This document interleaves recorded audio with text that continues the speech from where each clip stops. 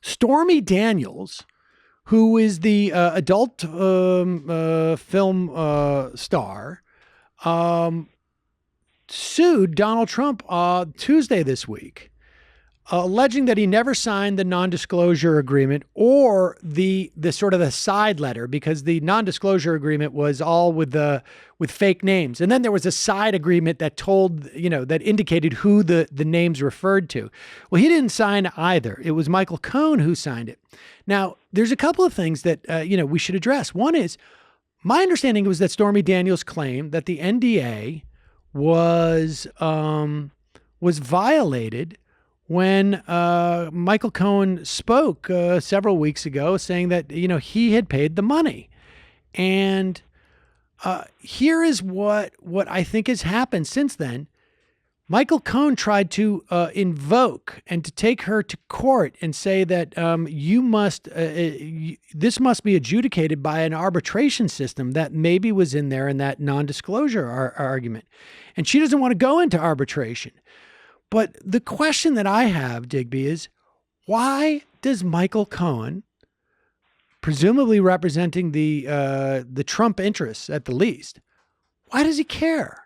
I mean, in everything that we've read, we supposedly know the story of Stormy Daniels, right, that she had an affair with him. Now, there's really only two answers, it seems to me, and I want your perspective on this. One is that either something so absurd happened between them that it would have a greater impact than what we already know, which I suppose it's possible. I mean, maybe Donald Trump, brought in some prostitutes to pee on a bed of someone he didn't like, right? Which would maybe make the Steele dossier seem more plausible. But I suspect that what it is that there might be a provision in a prenuptial that he had with Melania that involves public accounts of him having an affair that may trigger some provision in a prenup that would make her an extremely wealthy person. And certainly if you believe Fire and Fury, she was planning to separate from Donald Trump in the event that he didn't win the presidency, which everyone anticipated. Of course, he won, but that would explain why they were so insistent upon keeping this account under wraps prior to the election. Remember, nobody knew what was in the Steele dossier at that time.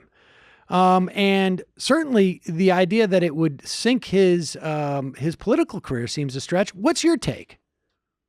Well, I mean, that's interesting. I hadn't actually thought about the prenup business, but I did think about the fact that, there is one person in this who is undoubtedly really, really upset that Stormy Daniels is out there, that this continues to be a story. I mean, it's humiliating for Melania. It really is. I mean, this is a terrible story for this woman.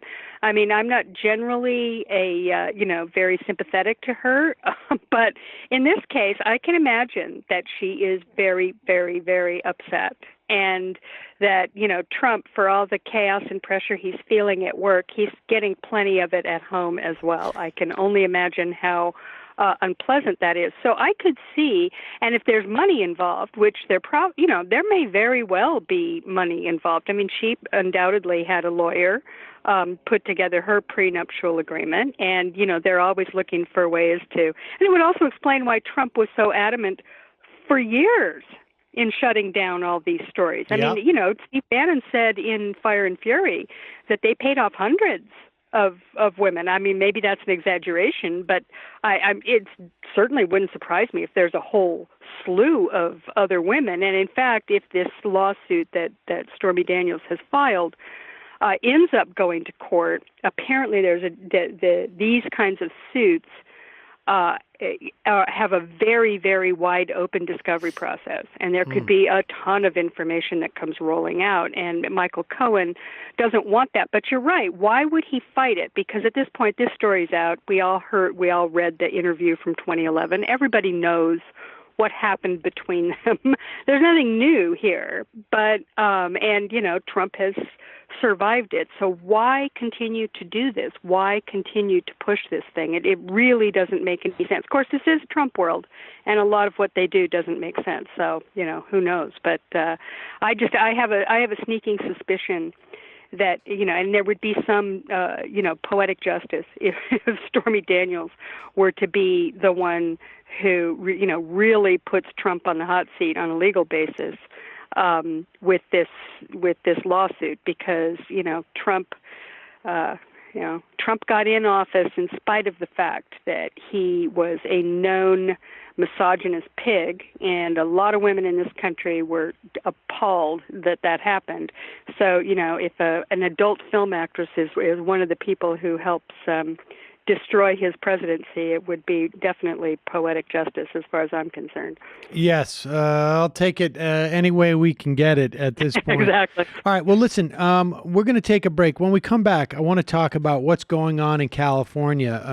The administration is suing California. And while we're talking about legal stuff, we can also mention what's going on with the advisor to the UAE going in and talking to Mueller. We got to take a quick break. I'm Sam Seder. I'm talking to the great Digby, Heather Parton. This is Ring of Fire Radio. We'll be right back.